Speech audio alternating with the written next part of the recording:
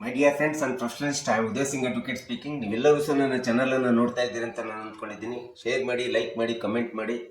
ಮತ್ತು ನನ್ನ ಚಾನಲ್ಗೆ ಇನ್ನೂ ಯಾರ್ಯಾರು ಸಬ್ಸ್ಕ್ರೈಬ್ ಆಗಿಲ್ಲ ದಯವಿಟ್ಟು ನೀವೆಲ್ಲರೂ ಸಬ್ಸ್ಕ್ರೈಬ್ ಆಗಬೇಕಂತ ಕೇಳ್ಕೊಳ್ತಾ, ಸೊ ಇವತ್ತು ನಾನು ಇನ್ನೊಂದು ವಿಷಯವಂತೂ ಇಟ್ಕೊಂಡು ನಿಮ್ಮ ಮುಂದೆ ಬಂದಿದ್ದೀನಿ. ಇವತ್ತು ನಾನು ಆಯ್ಕೆ ಮಾಡ್ಕೊಂಡಿರ್ತಕ್ಕಂಥ ವಿಷಯ ಅಂತಂದ್ರೆ ಡಾಕ್ಟ್ರಿನ್ ಆಫ್ ಮರ್ಜರ್, ವಿಲೀನ ಸಿದ್ಧಾಂತ ಅಥವಾ ವಿಲೀನ ಪರಿಕಲ್ಪನೆ.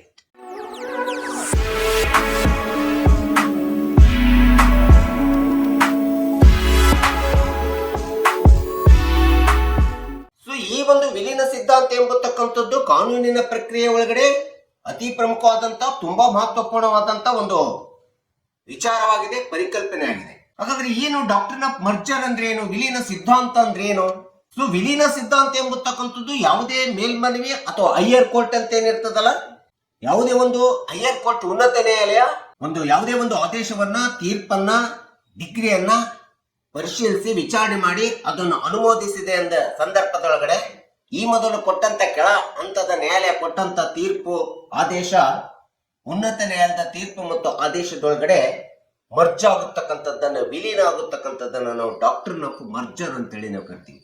ವಿಲೀನ ಸಿದ್ಧಾಂತ, ವಿಲೀನ ಪರಿಕಲ್ಪನೆ ಅಂತೇಳಿ ನಾವು ಕರಿಬೇಕಾಗುತ್ತೆ. ಅಂದ್ರೆ ಇದರ ಅರ್ಥ, ಯಾವುದೇ ಕೆಳಗಿನ ನ್ಯಾಯಾಲಯ ಮೊದಲು ಕೊಟ್ಟಂತ ತನ್ನ ಆದೇಶ, ತೀರ್ಪು ಸ್ವಾಯತ್ತತೆಯಿಂದ, ಸ್ವತಂತ್ರತೆಯಿಂದ ಜಾರಿಗೊಳಿಸಲಿಕ್ಕೆ, ಎಕ್ಸಿಕ್ಯೂಷನ್ ಮಾಡಲಿಕ್ಕೆ ಬರೋದಿಲ್ಲ. ಯಾಕಂದ್ರೆ ಕೆಳಗಿನ ನ್ಯಾಯಾಲಯ ಕೊಟ್ಟಿರ್ತಕ್ಕಂಥ ತೀರ್ಪು ಅಥವಾ ನಿರ್ಣಯವನ್ನ ಉನ್ನತ ನ್ಯಾಯಾಲಯದ ಕೊಟ್ಟಂತ ತೀರ್ಪು ಅಥವಾ ನಿರ್ಣಯದೊಳಗಡೆ ವಿಲೀನ ಆಗಿರೋದ್ರಿಂದ ಕೆಳ ಹಂತದ ನ್ಯಾಯಾಲಯ ಉನ್ನತ ನ್ಯಾಯಾಲಯದ ತೀರ್ಪಿಗೆ ಬದ್ಧವಾಗಿರ್ಬೇಕಾಗುತ್ತೆ, ನಿರ್ಣಯಕ್ಕೆ ಬದ್ಧವಾಗಿರ್ಬೇಕಾಗುತ್ತೆ.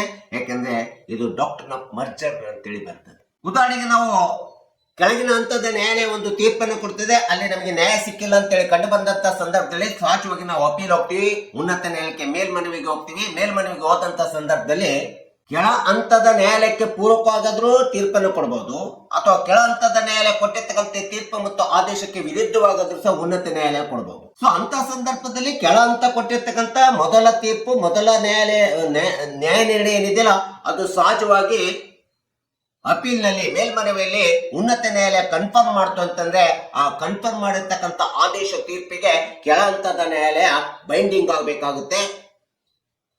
ಆ ಒಂದು ಉನ್ನತ ನ್ಯಾಯಾಲಯ ಕೊಟ್ಟಿರ್ತಕ್ಕಂಥ, ಮೇಲ್ಮನವಿಯಲ್ಲಿ ಉನ್ನತ ನ್ಯಾಯಾಲಯ ಕೊಟ್ಟಿರ್ತಕ್ಕಂಥ ತೀರ್ಪನ್ನ ಅನುಕರಣೆ ಮಾಡಬೇಕಾಗುತ್ತೆ, ಎಕ್ಸಿಕ್ಯೂಷನ್ ಮಾಡಬೇಕಾಗುತ್ತೆ, ಬೈಂಡ್ ಆಗಬೇಕಾಗುತ್ತೆ.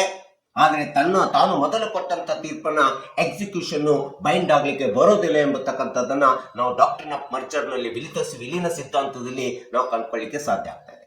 ಸೊ ಇದರಿಂದ ಏನಾಗುತ್ತೆ ಅಂತಂದ್ರೆ, ಕೆಳ ಹಂತದ ನ್ಯಾಯಾಲಯ ಕೊಟ್ಟಿರ್ತಕ್ಕಂಥ ತೀರ್ಪು, ಆದೇಶ, ಡಿಗ್ರಿ ಅಥವಾ ಜಡ್ಜ್ಮೆಂಟ್ ಎಂಬತಕ್ಕಂಥದ್ದು ತನ್ನ ಪ್ರಾಮುಖ್ಯತೆಯನ್ನು ಕಳ್ಕೊಳ್ತದೆ. ಮೇಲಂತ ಉನ್ನತ ನ್ಯಾಯಾಲಯ ಕೊಟ್ಟಿರ್ತಕ್ಕಂಥ, ಮೇಲ್ಮನವಿ ಮೂಲಕ ಉನ್ನತ ನ್ಯಾಯಾಲಯ ಕೊಟ್ಟಿರ್ತಕ್ಕಂಥ ತೀರ್ಪು, ಆದೇಶ ಕೆಳ ಹಂತದ ನ್ಯಾಯಾಲಯ ಅದಕ್ಕೆ ಬದ್ಧವಾಗಬೇಕಾಗುತ್ತೆ. ಮತ್ತು ಆ ಉನ್ನತ ನ್ಯಾಯಾಲಯ ಕೊಟ್ಟಿರ್ತಕ್ಕಂಥ ಆದೇಶ, ತೀರ್ಪಿನ ಪ್ರಕಾರ ತನ್ನ ತೀರ್ಪನ್ನ, ನಿರ್ಣಯವನ್ನ ಎಕ್ಸಿಕ್ಯೂಷನ್ ಮಾಡತಕ್ಕಂಥದ್ದನ್ನ ನಾವು ಡಾಕ್ಟ್ರಿನ್ ಆಫ್ ಮರ್ಜರ್ ಸ್ಪಷ್ಟವಾಗಿ ಹೇಳ್ತಾ ಇದೆ. ಸೊ ಇದನ್ನ ಸಾಮಾನ್ಯವಾಗಿ ನಾವು ಸಾಮಾನ್ಯ ಜನರಿಗೆ ನಮಗೆ ಅರ್ಥವಾಗುವಂತ ರೀತಿಯಲ್ಲಿ ಹೇಳ್ಬೇಕಂತಂದ್ರೆ, ಉದಾಹರಣೆಗೆ ನೀವು ಬ್ಯಾಂಕಿಂಗ್ ಸಿಸ್ಟಮ್ ಅನ್ನು ತೆಗೆದುಕೊಳ್ಳಿ. ಈ ಬ್ಯಾಂಕಿಂಗ್ ಸಿಸ್ಟಮ್ ಒಳಗಡೆ ಇವತ್ತೇನಾಗುತ್ತೆ, ಕೆಲವೊಂದು ಬ್ಯಾಂಕ್ಗಳನ್ನ ಇನ್ನೊಂದು ಬ್ಯಾಂಕ್ಗಳ ಸಿಸ್ಟಮ್ ಒಳಗಡೆ, ಬ್ಯಾಂಕಿನ ಸಿಸ್ಟಮ್ ಒಳಗಡೆ ಮರ್ಜ್ ಮಾಡತಕ್ಕಂಥದ್ದು ನಾವು ನೋಡ್ತಾ ಇದೀವಿ, ಕೇಳ್ತಾ ಇದೀವಿ ಅಥವಾ ಆಗಿದ್ದಾವೆ. ಈ ರೀತಿಯಾದಂತ ಒಂದು ಮೇಲಂತದ ನ್ಯಾಯಾಲಯಗಳು ಏನು ತೀರ್ಪನ್ನು ಕೊಡ್ತವೆ, ಅವು ಕೊಟ್ಟಂತ ತೀರ್ಪುಗಳು ಕೆಳ ಹಂತದಲ್ಲಿ ಕೊಟ್ಟಂತ ತೀರ್ಪುಗಳನ್ನು ಪರಿಶೀಲಿಸಿ ವಿಚಾರಣೆ ಮಾಡಿದಂತ ಸಂದರ್ಭದಲ್ಲಿ ಕೆಳ ಹಂತದ ಎಲ್ಲ ತೀರ್ಪುಗಳು ಮೇಲಂತದ ನ್ಯಾಯಾಲಯದೊಳಗಡೆ ಮರ್ಜ್ ಆಗತಕ್ಕಂಥದ್ದು ನಾವು ನೋಡ್ತೀವಿ. ಆಗ ಮೇಲಂತದ ನ್ಯಾಯಾಲಯಗಳು ಹೊರಡಿಸಿದಂತ ಆದೇಶ, ನಿರ್ಣಯ, ಜಡ್ಜ್ಮೆಂಟ್, ಡಿಗ್ರಿ ಇವೆಲ್ಲವುಗಳನ್ನ ಕೆಳ ಹಂತದ ನ್ಯಾಯಾಲಯಗಳು ಎಕ್ಸಿಕ್ಯೂಷನ್ ಮಾಡಬೇಕಾಗುತ್ತೆ, ಬೈಂಡ್ ಆಗಬೇಕಾಗುತ್ತೆ, ಬದ್ಧ ಆಗಬೇಕಾಗುತ್ತೆ.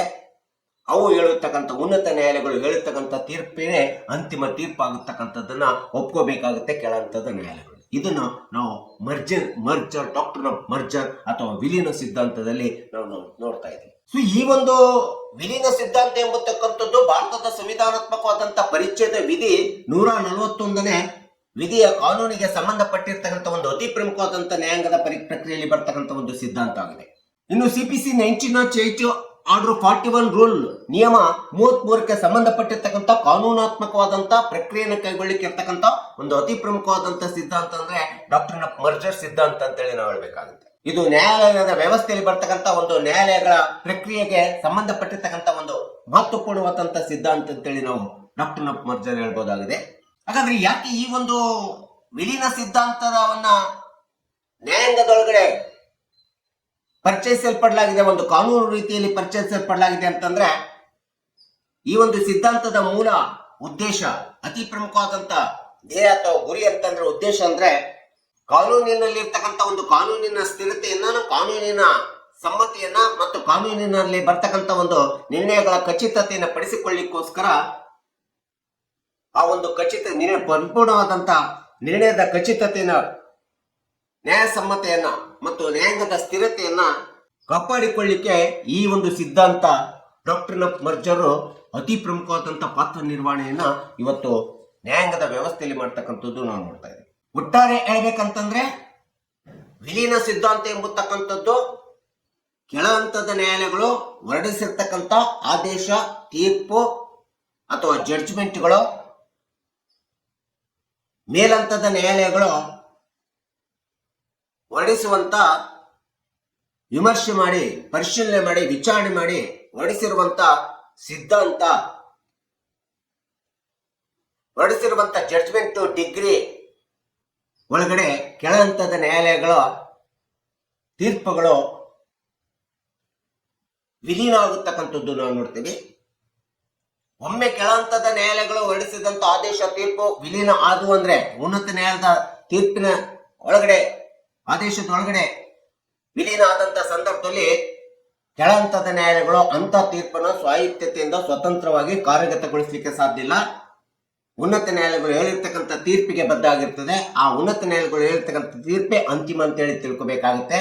ಆ ಉನ್ನತ ನ್ಯಾಯಾಲಯಗಳು ಹೇಳಿರ್ತಕ್ಕಂಥ ತೀರ್ಪನ್ನು ಜಾರಿಗೊಳಿಸಬೇಕಾಗುತ್ತೆ, ಅದಕ್ಕೆ ಬೈಂಡ್ ಆಗಬೇಕಾಗುತ್ತೆ ಅಥವಾ ಬದ್ಧವಾಗಿರ್ಬೇಕಾಗುತ್ತೆ.